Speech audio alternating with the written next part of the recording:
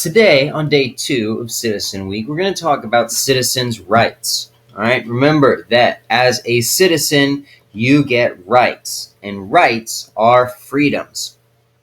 This information alone should get you through part 1 of your worksheet.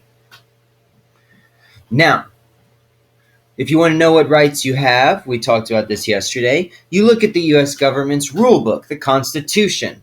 And today, I want to draw your attention to the First Amendment in the Bill of Rights. Okay? The First Amendment freedoms that you have are considered some of the most important freedoms you have. You have the freedom of speech, religion, press, assembly, and petition. Let's go through these. What did these mean? That means the freedom of speech. You can say what you want as long as it doesn't harm anyone. Freedom of religion.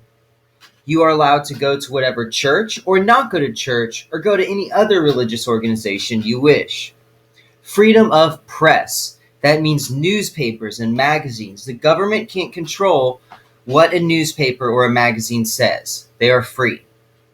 Freedom of assembly. That means that you can assemble and get together with anyone you want.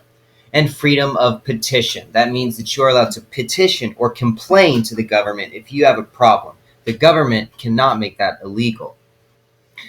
Now, it looks like we got a lot of protections, a lot of rights. I think we don't have anything to worry about. We can do just about whatever we want. Wait, the catch. Yes, there's a catch. Actually, we get all these protections, but the government doesn't always deliver, and we have to hold the government responsible. To do that, we have the responsibilities of citizens. These are things that citizens need to do to make sure that they get those protections from the government.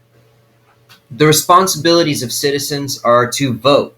If you are over 18 and you can vote, you need to help decide who is going to be the leader of your community and of your country. If they make bad decisions, vote for someone else.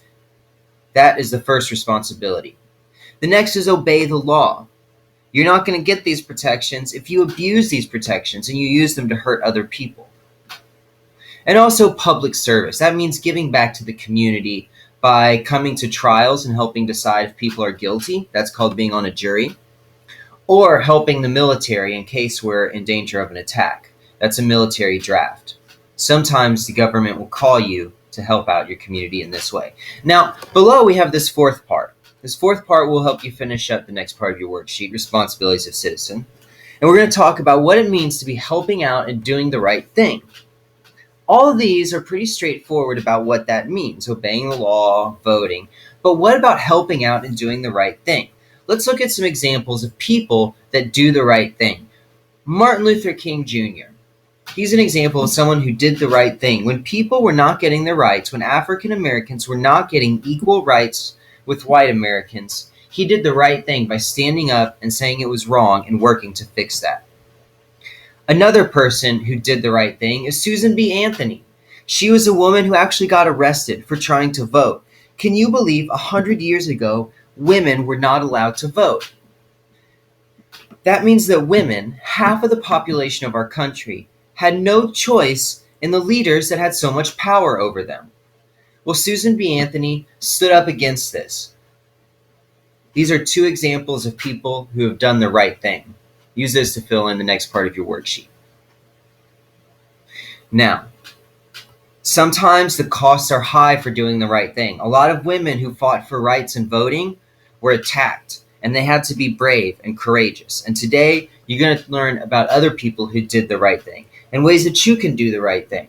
Little things in your communities and steps you can take to do even bigger things. Watch the videos and then finish the next part of your worksheet. I'll see you tomorrow.